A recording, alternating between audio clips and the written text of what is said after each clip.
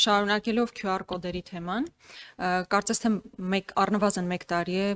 ինչ այս գործը քննվում է հակակոռուպցիոն կոմիտեում, թե մի տարի դեռ չկա։ Մոտ 2-3 ամիս է, որ նախաձեռնել է։ Հնարավոր չի 2-3 ամիս, որովհետև վերջին անգամ երբ ես այդ հարցը ձեզ հնչեցրեցի ազգային ժողովի նիստերի դահլիճում, իսկ դա բավականին երկար ժամանակ առաջ էր, դուք վստահեցրեցիք, որ այդ գործը քննության մեջ է, ես էլ ասացի, որ հետևողական եմ լինելու հասկանալու, թե ինչ առաջընթաց ունեք այդ մասով, ես ձեզ վստահեցնում եմ, որ դա շատ ավելի առաջ է սկսել։ Հիմա տեսեք ինչու է սա մեզ համար զգայուն հարց, որովհետև այս QR կոդերի հետ կապված տնտեսվարողներն են առնչվում, մեր հայրենակիցներն են առնչվում։ QR կոդերը լրացուցիչ ծանրաբեռնվածություն է, ֆինանսական ծանրաբեռնվածություն է դնում նաև մեր տնտեսվարողների վրա, եւ փաստացի կառավարությունը մոնոպոլ իրավունք է տվել մի կազմակերպության, որի ղեկավարը նախկին ՊԵԿ բարձրաստիճան պաշտոնյա է եղել եւ նա եւս մասնակցել է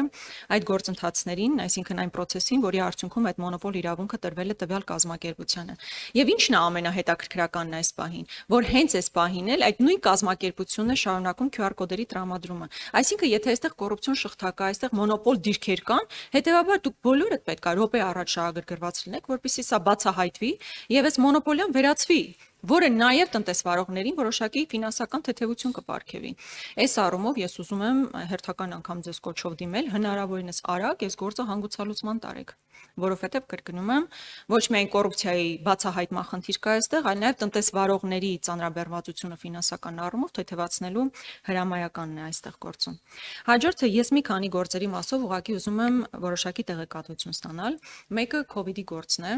Ես ուզում եմ հասկանալ այս գործը, որը վստահաբար շատ ավելի վաղուց նախաձեռնված գործ է, ինչ փուլում է գտնվում, արդյոք շրջանակները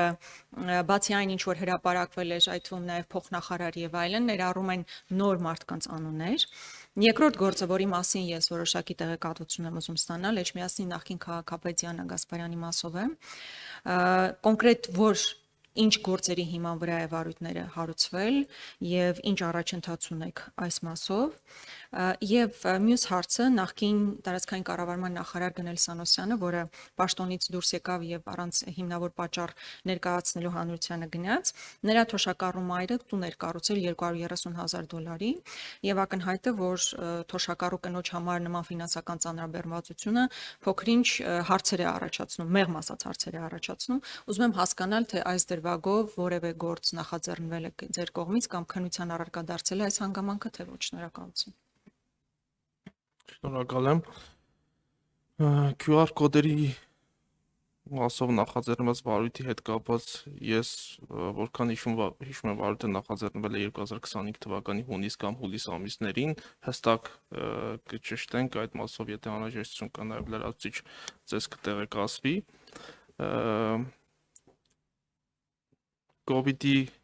գործի հետ կապված այս պահին ակտիվ վարույթային գործողություններ են կատարվում, քանի որ ինքը նաև մեծածավալ եւ բազմատրվակ վարույթ է։ Այս պահին ակտիվ գործողություններ են կատարվում եւ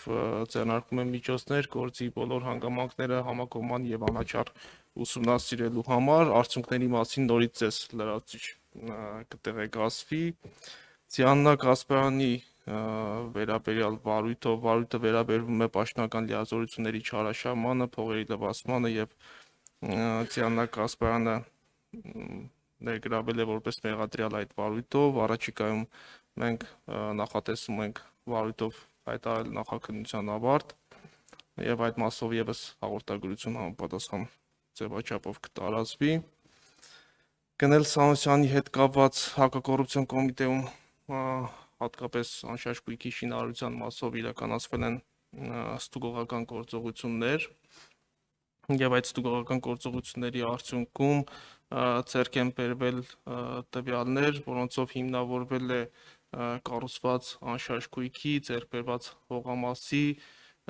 դրանում ներդրում կատարած անձանց վերաբերյալ տվյալները, մասնավորապես պարզվել է, որ այդ հողամասը ձեռք է բերել եւ անշարժ գույքը կառուցվել է Գնել Սանոսյանի ընտանիքի անդամների, մասնավորապես Ռուսաստանի Դաշնությունում գործունեություն ծավալած եղբայրների եւ հոր ֆինանսական միջոցներով եւ այս մասով հերքվել է ըստ էության Գնել Սանոսյանի առնչությունը այդ անշարժ գույքի կառուցման եւ հողամասի ձեռքբերմանը։ Այսքանը, շնորհակալություն։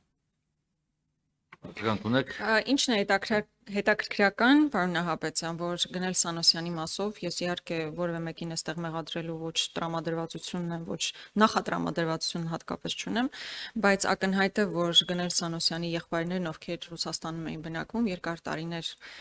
աշխատելով Ռուսաստանում, միևնույնն է այդ հնարավորությունը չունեին տուն կառուցելու եւ դա իսկապես հավնկել այն ժամանակահատվածի հետ, երբ Գնել Սանոսյանը բարձրաստիճան պաշտոնյա է եղել,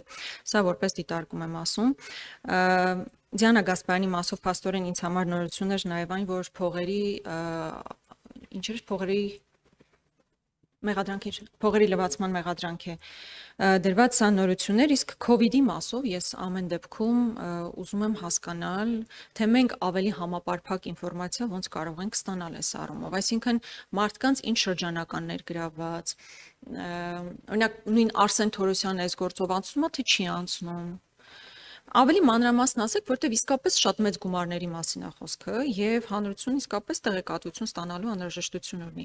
Ձերեն մեկնաբանությունը, որտեղ գործը ավարտին կհասցվի, կտեղեկացնենք եւ այլն, գործը քանի տարի է ընթացքի մեջ, հա, եւ ինչքան եք նախատեսում դեռ ընթացքի մեջ պայել, այսինքն երբ է ավարտը լինելու, որ մարդիկ էլ տեղեկացված լինեն, թե այդ գումարները որտեղ են կորել եւ QR կոդերի մասով իսկապես ես հերթական անգամ վերահաստատում եմ իմ մտահոգությունը, որ սա մոնոպոլ դիրք ունեցող կազմակերպություն է։ Մոնոպոլ դիրք ունեցող կազմակերպությունը շարունակում է լինել այդպիսին, որը ֆինանսական ծանրաբեռնվածություն է մեր տնտեսվարողների վրա։ Հիմա որքան դուք շուտ բացահայտվեք, դրանից բխող հավանաբար գործողություններ պետք է լինեն եւ նոր միգուցե կազմակերպություններ ի հայտ գան, որը կթեթևացնի նաեւ մեր տնտեսվարողների ֆինանսական ծանրաբեռնվածությունը։ Շնորհակալություն։ Շնորհակալություն, ես նշեցի, որ փողերի լվացման եւ պաշտոնական լիազորությունների չհաշման վարույթ է նախաձեռնել Ծիանա Գրիգորյանի մասով, այսինքն այդ վարույթի շրջանակներում նաեւ քննվում է փողերի լվացման հանցակազմի առկայությունը, այլ ոչ մեղադրյալ ներգրավելու հանգամանքի մասով նշում կատարեցի, ինչ վերաբերում է COVID-ի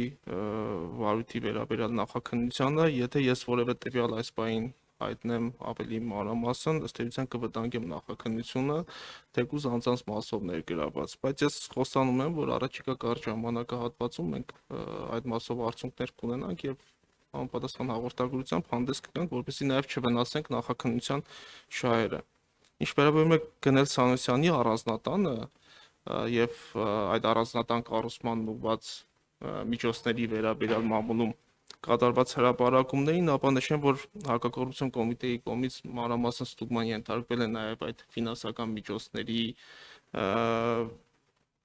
ձեռքբերման, ըստ էության նրա ընտանիքի անդամներին պատկանելու հանգամանքները, մանրամասն ուսումնասիրվել է այդ հողամասը ձեռքբերելու հանգամանքները եւ ըստ էության Հակակոռուպցիոն կոմիտեի օպերատիվ հետախուզական ստորաբաժանում եկել է այն հիմնավոր եզրահանգման, որ այստեղ կոռուպցիոն որևէ հանցանքի վերաբերյալ տվյալ չունենք։